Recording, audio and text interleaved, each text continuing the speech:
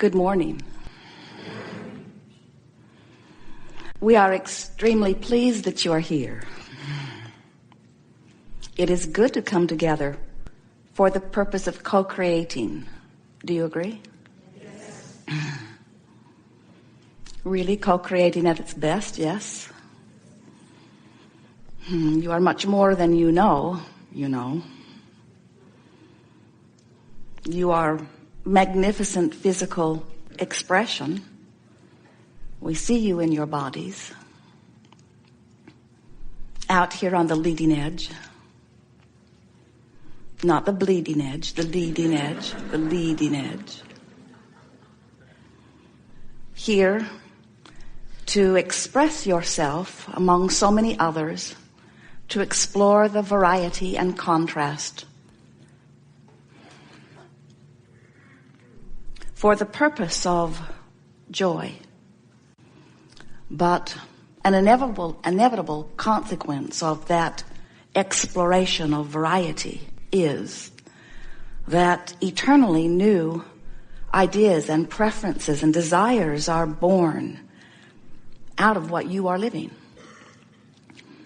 And the non-physical part of you, which is the eternal part of you, the biggest part of you, certainly the longest, oldest part of you, in the moment that the new idea happens within you, even though you in your physical form are rarely anywhere near the vibration of the desire that is born, that contrast usually has you beating the drum of what you don't want pretty good.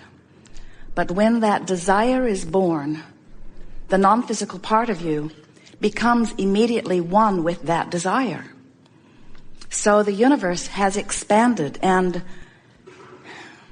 putting it in terms that humans like, the heavens rejoice because the expansion has occurred, the inevitable expansion. In fact, a powerful reason that you wanted to come forth into this physical body was because you knew of the joyous nature of that expansion.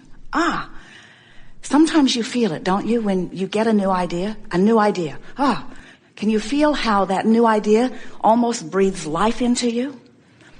But if the new idea, which is life-giving in nature, because in the moment that source energy beholds the new idea that you have honed out of your experience, source energy becomes one with that new idea, and source begins drawing you toward it. And when you feel that calling and you follow it and you let yourself go with the natural flow toward the new idea, you feel fabulous. There is nothing more frisky feeling than that. There is nothing more exhilarating than that feeling of a new, fresh desire that source has become absolute one with, and you in the stream moving toward it. And do you know that all the time from where you are until the full manifestation, if you are in that flow, you will feel the sensational, exquisite perfection of life flowing through you. In other words, it hasn't manifested yet, but the idea is there, and the journey is joyous on your way to manifestation. Life just does not get better than that. And in fact, you knew it. It's why you came into this body, so that you could have just that life. However, if when that desire is born out of the contrast, you are still standing over there in the contrast, beating the drum of what's gone wrong, if you're still justifying to those other humans who surround you how much you need or want this new idea because how awful it feels over there in the absence of it, then you're not going with that flow, are you? In fact, you are not allowing, you are resisting that very flow. And that resistance feels awful. In fact, it feels so awful that you say, we know you do, we hear you. You say, I wish I didn't even want that. I wish it had never even occurred to me that I want that, because I'm so miserable now that I want it and don't have it. And we say, well, under those conditions, get used to your misery because it can't come. And you can never stop wanting it either. Sort of a consequence of taking that leap into physical form. You said, I'll go where new ideas will be born within me because I know that the expansion of the universe is about exactly this. I'll go and I'll let new ideas be born within me. And when they are, I'll go with them, you said. And you not only said I'll go with them, you said it will be easy for me to go with them because I will hear the calling. Source will have already gone with them, and I will hear the vibration of Source beckoning me toward the new desire that I have given birth to. And so what might that feel like? Well, it might feel like love or appreciation or passion. It might feel like joy or exhilaration. It certainly would feel good. It feels good where we are. It feels good where Source is. It feels good where the new idea is now born and is now complete in terms of vibration. But your guidance system is giving you a reading on where you are in relationship to this new idea that you've given birth to. All of your emotions are about how much you in this physical body have come into alignment. If you want to move out from behind the pole, it is all right with us.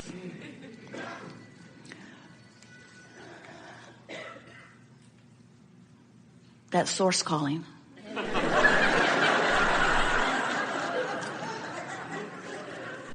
So the emotions that you feel are your indication of where you are in relationship to this new idea that has been born. In fact, you could say, and it would be accurate if you said it, that you, the largest part of you, has become something even more because of the contrast that you lived that caused you to know clearly what you don't want, so you know clearly what you do want. And that larger part of you has become what you now want. But the question is, where are you in your physical body, in your physical personality, in your physical ego, in your physical dialogue, in your physical beating of your drum? Where are you in relationship with the new desire? And you can tell by the way you feel whether you are up to speed with what you have become or whether you are resisting it in some way. So the emotions that you feel are very important to you, and people are beginning to understand this from a creation level. You have always known about emotions. In fact, of all of the things that we hear humans discuss, that's at the top of the list. I feel this way, or I feel this way, or I felt this way, or I felt this way. In other words, you've always been keenly aware of the way you feel, but we think you have not been quite so aware of what is the reason for the way you feel. Oh, you say, well, I know the reason that I feel bad is because something bad has happened. And we say, well, we would like to clarify that. The reason you feel bad is because you are giving your attention to the absence of something you want. And you say, well, yes, but how can I not give my attention to the absence of something I want when something bad has happened? When something is before me, how can I not feel bad? And we say, don't look at it. And you say, but how can I not look at something that is right in front of me? And we say, look someplace else. And you say, this is what you really say, but it's so much easier to look at this. We say, we know it is, because you've been activating a vibration, and law of attraction is surrounding you with things like that. So we know it's easier to look at what is right in front of you. It's easier to just turn on the television and watch what is given to you. Takes more effort to selectively sift.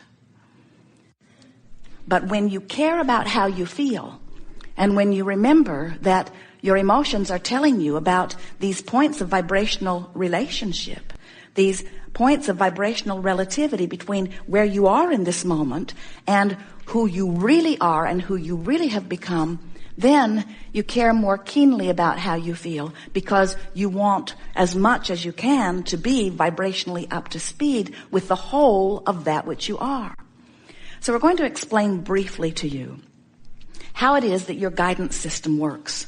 And before we can really do that effectively, we have to remind you, some of you remember and some of you are on your way to remembering, that you are extensions of source energy. You are God force in physical bodies. You are pure positive energy expressing yourself here.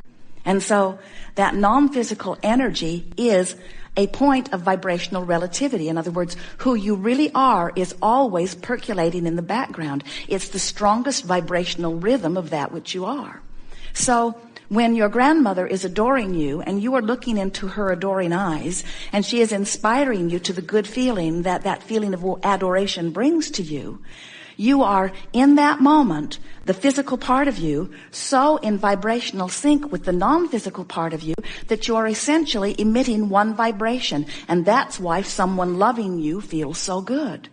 When you are holding someone as your object of attention and you are looking at the long list or the short list or even one list, one short item on your list of something that you appreciate about that person, the reason that it feels so good is because in your appreciation, you are vibrationally up to speed with who you really are, and you are emitting one singular vibration. In other words, that is the epitome of energy balance, energy alignment, coming into alignment with who you are. So as you come into alignment with who you are, you feel so wonderful, and you feel emotions like love and joy and appreciation and passion and eagerness. Frisky, you're frisky.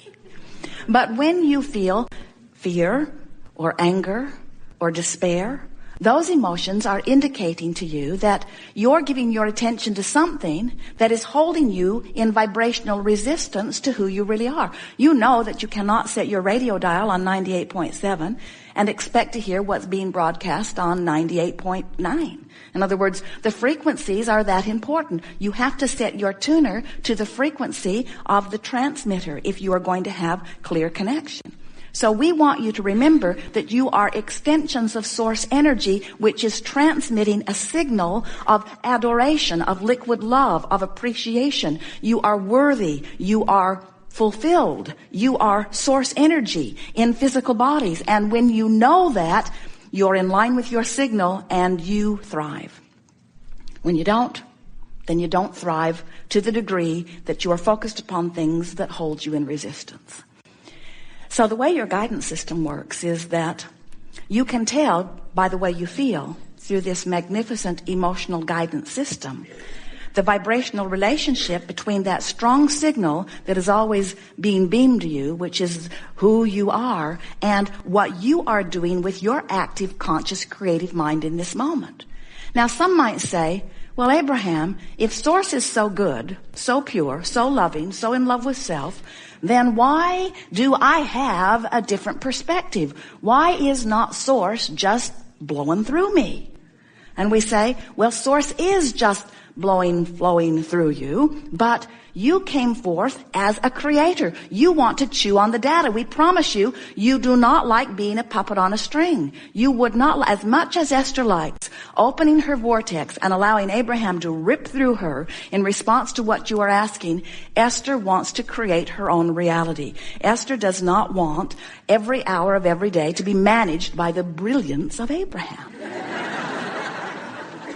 She wants to make her own mistakes. She wants to come to her own conclusions. It is satisfying to chew on the data. It is satisfying to conclude a new desire. And it is also satisfying to deliberately bring herself into vibrational alignment with that desire.